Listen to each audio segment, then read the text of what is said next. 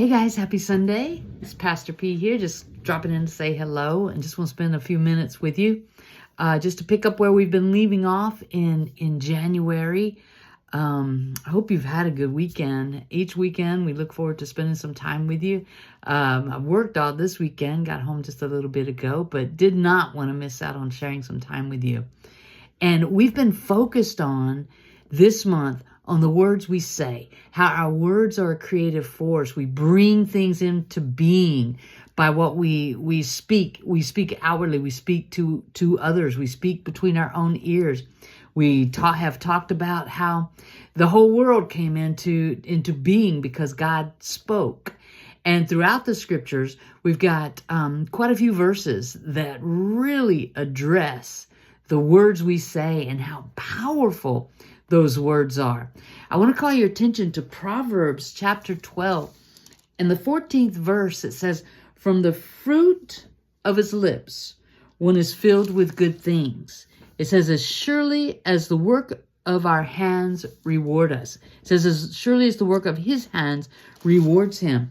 But it says, "From the fruit of his lips," meaning the words that come out of him is a man filled with good things. Now, if you think about the things in your life, the good things you want, the good things you desire, but too often we're speaking about the things, wow, if this would just get out of the way, or wow, if I could just make more money, or if I could just do this, if I didn't have this, or if this obstacle, or this aggravation, or this fear, or this thing, this guilt, this shame, whatever it is, if I just didn't have, we're speaking the negative.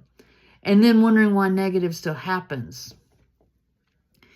This says the fruit of our lips brings the good things. So if we're speaking on the good things, if we're filling our hearts with the good things, in Matthew chapter 12 and verse 34, it speaks about how out of the abundance of our heart, the mouth speaks.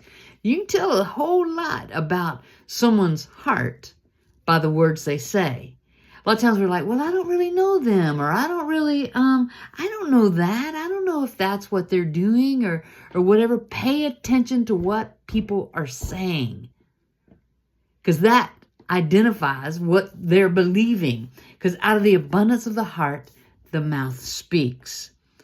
Okay. And so it's important to remember that, because we can recount all kinds of different biblical stories and characters who their words got them all kind of tangled up. I mean, even the children of Israel, when they went over to spy onto the promised land and to check it out and to investigate, every last one of them came back all negative.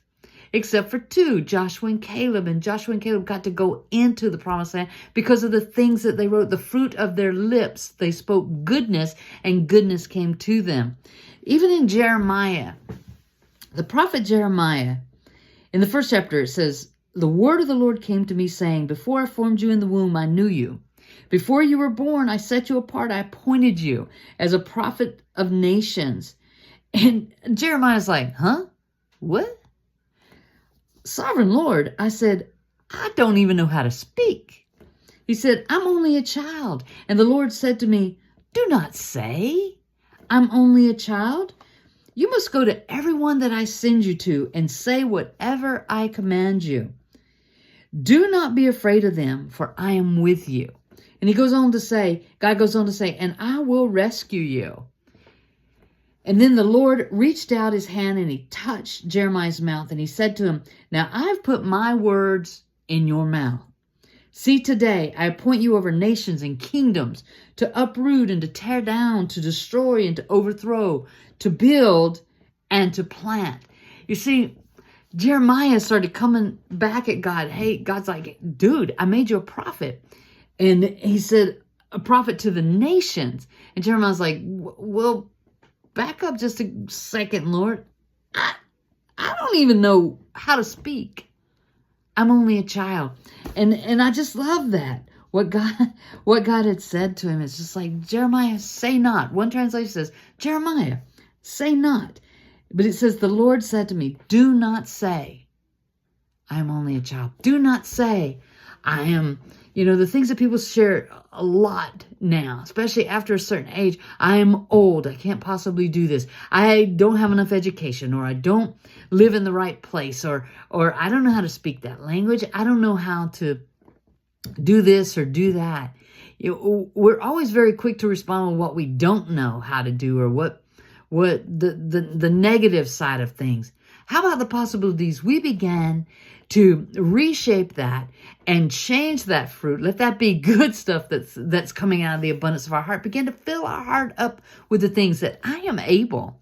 I am strong. I am of age. I can do. I got a can-do spirit. I'm never going to give up. I mean, I think about the things that we aspire to do and the things that are on our bucket list and the things we want to do. It's all about going and doing and maintaining, being of sound mind and good health and to be able to do those things. And we speak those things over ourselves continually. So out of the abundance of the heart, let your mouth speak. Because if out of the abundance of your heart, you're speaking something other than good things, knock it off. Plant some good things down in there so that as you water them with the desires of your heart, water them with speaking truth, water them with your belief, water them with your faith, and watch the good things begin to happen in your life as well. Know tonight that I love you. No one's exempt from this. Wait a minute. Let's back up a second. It's possible for each and every one of you to speak good things about yourself. Try it. Give it a try. Tell me about it. Testify to me. Let me see how it's going with you. I love you. Have a good night. See you again soon. Bye now.